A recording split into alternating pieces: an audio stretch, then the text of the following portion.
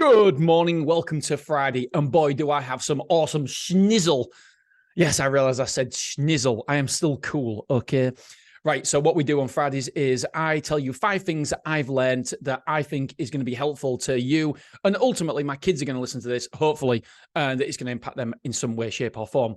Now, these 5 things that I'm going to tell you about today, these are from world-class business owners, entrepreneurs, thought leaders, motivation experts, etc. So they've come from the world's best, and I've just got them all together and given this verbal diarrhea to you. Do you know what? It's going to be like shitting out good stuff for you today. I've absolutely not nailed that at all. Right, let's get on then. I said this to my dad the other day. I was on the phone with my dad. My dad flew to Krakow yesterday to get a suit because why? Because the suits are apparently better in Krakow. Well, I think it's Slovenia. So he flew to Krakow, went to Slovenia or Slovakia. Oh, I'm going to sound like a right wally. Anyway, one of the two. And he drove across country to 4.5 hours to this place to get fitted and then, etc. to get this suit. And he said, I'm bloody mad. Why would I do that? Because he went on his own because my mum stayed at home this time because she had bits and bobs and responsibilities at home. And so my dad went and I said, Dad, your life motto should be, do it for the story. So there's the takeaway. Do it for the story. That's what Sean Perry said on the podcast. And as soon as he said it, I was like, oh my bloody Gideon. Do it for the story is absolutely amazing. So if you're questioning something, if you're thinking, should I do it? Shouldn't I do it? Do it for the story. Because a person who grows up with no stories is a person who's boring. You don't want to be boring. Live an exciting, fulfilled life. Do it for the story. Oh, I absolutely love it. And so I said to my dad, he said that because he was getting a bit not down, but like, oh, why have I done this? What am I? He's 70 years old and he's through to Krakow on his own in Poland and then gone for Slovenia or Slovakia. I had no idea. And 4.5 hours. And he said, Dean, the roads are absolutely terrible. Yeah, I'm doing the speed limit. People are up my ass. And he said, it is scary. I said, yeah, but Dad, do it for the story. This is a story. You can tell your grandkids about this when they get older. You're telling me about it right now. You're living your full life. And he said, I tell you what, though, I had chicken curry last night. Best chicken curry I've ever had.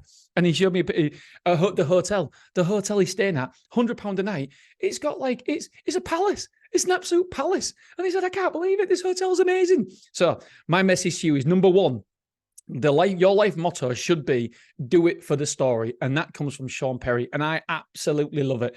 Because when we do something that's out of our comfort zone, we've then got a story. We've then got something to talk about. We are then interesting. We're becoming interesting. Interesting people win. Okay, number 2. Number 2 is a good one.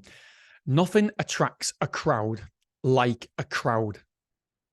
Nothing attracts a crowd like a crowd. So whether that be a bar, if a bar's busy, guess what? It gets busier because people are nosy. People want to know, why is this bar so good? I always remember going on holiday, my first ever holiday with my wife, Claire. And there was this amazing looking restaurant on our walk into town in Croatia. I think it was Croatia. Anyway, don't matter. And it was beautifully done out. They must have spent hundreds of thousands of pounds on this restaurant and bar, but nobody was in it. Nobody was in it. Next door was a shabby looking thing, but it was packed. Where did we go? We never once ate at the amazing looking restaurant. Why? Because nobody was there. A crowd attracts a crowd. A busy bar gets busier. A busy restaurant gets busier. So how can you be the talk of the town? How can this came on a business podcast? How can you attract a crowd to attract more crowds? How can you do that? And it's just a simple way, but a genius way of thinking about marketing your business. Nothing attracts a crowd like a crowd. And I think that's 100% true. Here's something that I tell everybody. This is number 3 for the day. Your expectations create your happiness. Your expectations create your happiness. I get emotional quite a lot when I think about this because there's been studies done about people, 2 different studies. So people in third world countries, say, who haven't got what we've got, who haven't got access to clean water, food, etc., just the things that we take for granted. And I don't know how they've measured it, but they measured their happiness and put it against ours. And they are as happy in this one tribe as we are, if not happier. And why?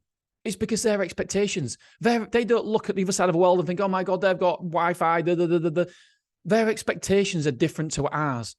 And so their happiness is their happiness levels are different. What they expect are different. And so if we expect an amazing life and it has to be 99 out of 100 and we only hit 75 out of 100, guess what? There's an imbalance there. So we're not as happy. Whereas if our expectations levels are less, then our happiness, we can meet that. And I got this. I mean, I heard it on the podcast this week, but I got this from my father-in-law. And he says, you're only disappointed with people when they don't live up to your expectations. The problem, what everybody's got, is that we have high expectations of others. And when you've got high expectations of others, you're always going to be disappointed. The secret is to have no expectations of other people, and you will never, ever be disappointed by them. And he's not saying it in a mean way at all. He's saying it a very, very wise way, I think. And so I think that is true. So manage your expectations and you will be happier. Yeah, I just love it. There's so many different analogies that I can do. There's like, there's been famous studies done, and one's been debunked about how much happier you are depending on how much extra you earn and stuff. There's also studies being done on people who have lost limbs, and it's been it's gone back to their baseline, their happiness. So 6 months after the horrendous, whether it's been lost a limb in a war or whatever, an illness. But their happiness after 6 months of having that horrendous thing happen, it goes back to the default level because their expectations change. And so therefore the happiness gets in line with their expectations. Don't know what happened there. I swallowed a frog. And so, yeah, I absolutely love that. So just manage your expectations, what you expect out of your life, and you will control your happiness. But also look at your expectations for other people. Don't have too high expectations for other people. I'm going to pause it here. I'm going to say the rest after I take my kids to school. So number 4 is coming up. Number 4 and 5 are a goodie. And I've got an awesome quote that I want to share with you for number 6. We're going to add in a bonus one for you today. All right, kids are at school, and I'm back with this 5 Bullet Friday. I absolutely love it, by the way. So number three. Sorry, done number 3. So number 1 was do it for the story. Number 2, nothing attracts a crowd like a crowd. Number 3, your expectations creates your happiness. 100% true. Even when you got, by the way, I just want to finish on this one, or finish up this one. Even when you go to a restaurant, if you expect a la carte, 5-7 star Michelin food, and you don't quite get it, then you're going to be unhappy. So just manage your expectations, because your expectations, honestly, I can promise you, they create your happiness. Number 4, and this, I am a massive, massive advocate and believer in this. Work harder on yourself than you do on your job.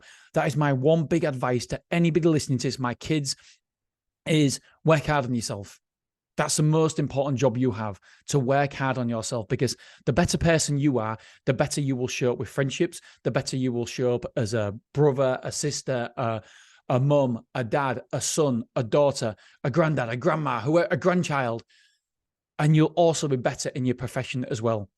And so that's a huge, huge bit of advice. And it's one that's been a game changer for me, is working hard on myself, listening to podcasts, listening to motivational experts, listening to entrepreneurs, just all the time, listening, educating myself, learning. It has been the biggest game changer for me personally and professionally. So work harder on yourself than you do on your job, at your job. Because your job is your job. That's it. You're making money for somebody else. And by the way, anybody who works for me listening to this, you still should work hard for me, but you should work harder on yourself, because then you're going to benefit me anyway. So please, please, please spend a little bit of time every single week working on yourself, whether it be meditation, whether it be going to the gym, whether it be listening to that audiobook on the way to work or on the way home from work. Just take a little bit of time out to work on yourself. Remember what the airplane says: put your own gas mask on first, put your own mask on first before fitting anybody else's. So you can't look after anybody else. if you haven't looked after yourself. So work harder on yourself than you do on your job. Now, my great friend, John Lamerton, I call him a friend. I spoke to him on the phone twice, I think, maybe 3 times. But he's been on this podcast, actually. He's been on the Motivated Entrepreneurs podcast. I don't think he's been on Hacking Self-Storage. But he's got 3 books out now, all absolute ninja books. And that's how I first got in contact with him, because he wrote a book and he mentioned gambling and stuff in one of his books. And I was like, oh, I've got the betting guy. And so we connected, and yeah, he's now got an entrepreneurs club, if you like, but he's a really, really good guy. And what I like about him is he goes the opposite to the hustle culture. And this is what he said. I'm going to read it to you. I'm struggling to explain this without sounding like a preaching bell end, but here goes nothing. This is a LinkedIn post. Someone who makes 40K a year and gets to spend time with their family is wealthier than someone making 150K a year, but who gets to spend next to no time with a family. So he's basically saying somebody who gets 40 grand a year and gets to spend time with his family is wealthier than somebody who earns 150 grand and gets to spend no time with a family. More money isn't always the answer. Working harder certainly isn't the answer. I'm all for ambition. By all means, set huge, in capital, goals, just not at the expense of those precious moments. And he's put, who's with me? I genuinely tear up here, because he's got a picture of what I'm guessing is his wife and kids and his dog. I absolutely love this, because so many people put their business, their work before what's really, really important, family. And by the way, just because it's important to me, it doesn't mean it's important to you. So you've got to work out what's important to you. But if it is the family, and if it is spending time with them, then you've got to act accordingly. And I had a massive opportunity at the start of this year. I think it was a billionaire. Yes, a billionaire with a B wanted to invest in my company, take 49%. I would have a controlling 51%. He wanted to purchase at a valuation of £4.5 million. He was willing to put in £10 million every 2 years so we could open up 10 sites every 2 years, 5 sites a year. That would be mental for me. It would set me up forever. And I had to think about it long and hard, because I was thinking, well, Dean, you say you put your family first, but this is making sure that your family is financially secured forever. It means my kids are financially secured. So isn't that, as a provider, what you are supposed to be doing? And so I had to really, really think about it. And in the end, I've come to the conclusion is that money isn't what defines me as a father, as a provider. It's how much time I put into the family and how much significance that I can put and help them, and what I can do to help mold my kids. And because it would mean that I'd have to be away with work. He wanted to open in Europe. It was an honor, excuse me, that this guy saw me this way. It really was, because he was basically saying, Dean, a billionaire. I mean, he was worth over £2 billion. He's worth more than the CEO of Apple. And he picked me out because of a podcast, because he thought that I knew what I was talking about self-storage. He could have picked anybody in self-storage, but he picked me to actually be his vessel to go forward and maximize the opportunity in self-storage. He picked me to partner with. And that is so nice. That ego, I mean, he was great. But I've never had a regret. Never, ever. I know it's the right decision for me, because I want to be here with my family. I'm very, very lucky, because I know that the self-storage is going to provide an amazing legacy. It's going to provide, hopefully, generational wealth. It will provide wealth for my family going forward, whatever. And so did I actually need the billionaire? Of course, it'd be nice. Of course, that means cash flow. Cash flow? I don't have any cash flow problems. Never have cash flow problems again in my life. But it's almost like me playing the game on cheat mode. I would be cheating, because, well, not cheating, but I would be taking investors on board. And it meant that I could win. I would win no matter what, because I have the knowledge for self-storage to open more sites. And with money backing, I mean, it's not just me. There is hundreds and hundreds of people who could win in the industry. The industry is growing all the time. And so if you're in a growing industry, then you've got to do something seriously wrong if you've got the capital to grow in that growing industry. You've got to do something seriously wrong not to make it work. You've just got to be average to make it work. If you average self-storage operators are making a lot of money from self-storage. And so if I'm just a little bit above average, which obviously with all the effort and hard work I put on myself, working on myself, then I've got to be above average, and I've got money as well. And so it would be a force where it'd be incredible, but it would just mean that I have to offset spending time with a family. And that's not what I wanted to do. And I like I said, I thought long and hard about it. And I realized for me, spending time with my family was the most important thing for me. And I was thinking, yeah, but you're just a selfish prick, because then it's not best for your family. And I thought, no, the influence I have over my kids, bringing them up, hopefully that influence will turn them into a better person, a better human being, a more caring human being that helps society. And I always talk about these, we've all got these, vibrations and positive vibrations. So if I can bring up two kids with amazing positive vibrations, bringing positive energy to the universe, then surely that's a positive thing. And I'm not saying that they wouldn't have that if I wasn't around as much, but certainly I can influence that more. And so for me, yes, it probably was. I don't know if it was selfish, because it'd be pretty cool to build hundreds and hundreds of millions of pounds in self-storage, a massive business, to challenge Big Yellow, to challenge Safe Store. And yes, I'm saying challenge because I don't think they would have the access to the funds. Well, maybe that's a bit stupid because they're publicly traded, but they've got a board. I wouldn't have a board. I wouldn't have a board of directors. I would have a board eventually, but yeah, I could certainly challenge them. I could certainly challenge them. And I mean, next year we're going to have 10 storage sites. And so we're challenging in some degree now, not massive, but we are challenging in some small degree. But with access to them, that much money, then yeah, it would have been amazing to do, but it wasn't something that I wasn't keen to do the swap. So just remember, you've got to understand yourself. Back to the point, and forgetting about me talking about this billionaire. You've got to ask yourself. You've got to know yourself. You've got to understand what success means to you, and really think about it, because success to me is going to be different to success to you. Yes, I want the money. Yes, I want the nice house. Yes, I want the nice holidays. But is that success? No. For me, other things are success. Yes, it's part of the success, but it's not all the success. So I love John Lampton because I know that he talks a talk. And when I was talking to him, he spends time with his family. He picks up his kids, takes his kids to school. He's always there with his kids and family. And that's what's important to him. But he knows what's important to him, so he acts accordingly. Do you know what's important to you? And if it is family and kids and relationships, then you are richer on 40K and being able to do that than somebody on 150K a year who hasn't got the time to do that. So I think that is a really, really good message, and I love it, because so many people glorify the hustle culture and put family second. And that's fine if that's your area of success and that's where you want to do. But I also think about life, and I'm going to go in a minute, I promise you.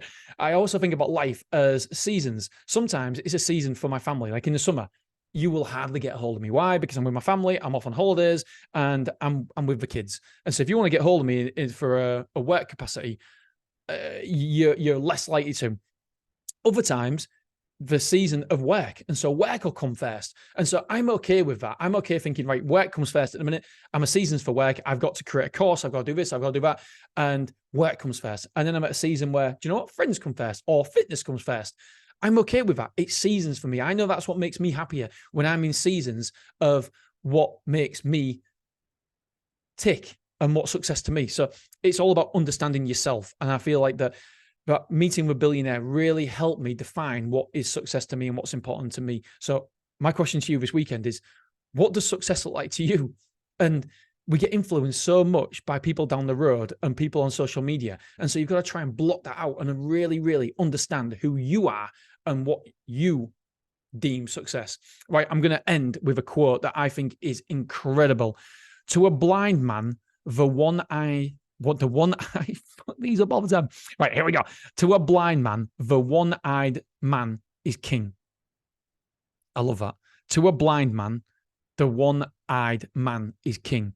So the guy who's only got one eye is king. But he's just one step ahead. That's all that means, is that he's one step ahead because he's got one eye compared to the guy who's got no eyes. And so think and appreciate how you are in front of other people. Excuse me, I've had a bloody protein shake again. And when I have a protein shake, I get dry throat. Anyway, so ask yourself how you are in front of other people. So it may be that you're one step ahead because, I don't know, whatever reason you're one step ahead of people, but you've got to appreciate that situation you're in and have gratitude for it.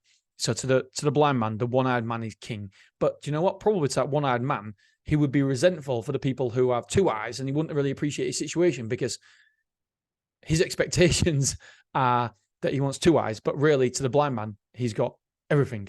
And so just look at your life and don't compare to others, compare to yourself. How are you king? Because I promise you, in some area of your life right now, you are that one-eyed man. You are that one-eyed king man. You get what I'm saying? All right. I love you. I appreciate it. I'm going to get going. Have a wonderful weekend. And I love doing these. And from the feedback, I think you guys like him as well. So I do appreciate it. And I'll speak to you guys on Monday on Hacking Self-Storage and on Motivated Entrepreneurs. We'll speak to you both on Monday. All right. Love you. Appreciate it. Have a wonderful weekend. Bye-bye.